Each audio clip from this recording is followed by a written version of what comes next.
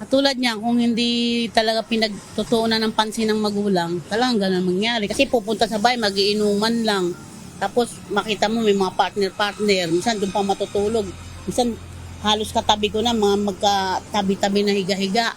At lalaki ang katabi. Nakababahala na ang patuloy na pagtaas ng kaso ng maagang pagbubuntis sa bansa. Si Susana Fulgencio, may anak at pamangking nagdalang tao sa murang edad. Aminado siya na bunsod na rin ang kahirapan ng buhay para maitaguyod ang mga ito, kinulang na siya ng pagpatnubay at gabay sa dalawa. Kaya sa murang edad, imbis na pag-aaral ang unahin, napasok ang mga ito sa maagang pakikipagrelasyon. At dahil bata pa ang mga ito, siya ang pumasa ng mabigat na responsibilidad na mag-alaga sa mga ito. Talagang bantayan na maigi. Yung talaga dapat. Kaso sa dami nila kasi mga kapatid ko hindi nag-intindi lahat, sana halos sa akin lahat.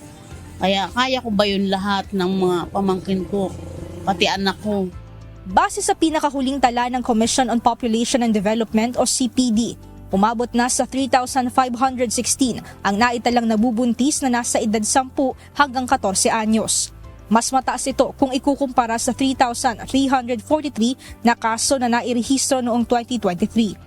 Ayon sa ahensya, nakababahala ang mga bilang na ito dahil ang mga batang nasa ganitong edad ay hindi pa pisikal na handa sa pagbubuntis at maaari ring malantad sa pang-aabuso. Binigyan diin ng ahensya ang mahalagang papel ng mga magulang sa paggabay at pagbibigay ng tamang impormasyon sa kanilang mga anak upang maiwasan ang mas pinabatang pagbubuntis. Alarming siya kasi yung health risks nito. Kailangan once na nabuntis at nanganak, bumalik sa school. Kasi education is always a protective factor. And even against repeat pregnancy, napaka-importante. No, na maprotektahan natin sila sa paulit na pagbubuntis. Dagdag pa nito na marami sa mga kabataan ang kumukuha ng impormasyon sa social media kasama na ang usapin tungkol sa sexualidad na maaaring makaapekto sa kanilang pag-unawa sa pakikipagrelasyon at reproductive health. Itong mga batang ito, it's really a concern, no? So, tinatawagan natin ang ating mga sektor para ipasa talagang Adolescent Pregnancy Prevention Bill. Ito yung aming kampanya para dito. Meron na tayong Responsible Parenthood and Reproductive Health Law or yung Republic Act 10354, pero kailangan natin ng more focus on our adolescents na yun talagang tumataas. Nanawagan din ng CPD sa mga magulang na huwag mag-alangan sa pakikipag-usap sa kanilang mga anak tungkol sa sexualidad.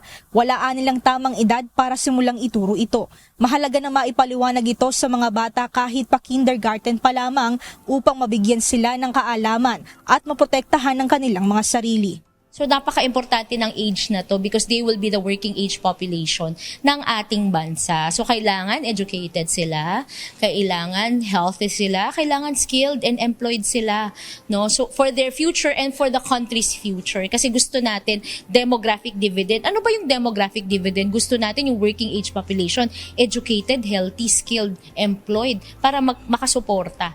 Mia Alonso, UNTV News and Rescue. Diyos ang aming sandigan, serbisyo publiko ang aming pinahahalagahan.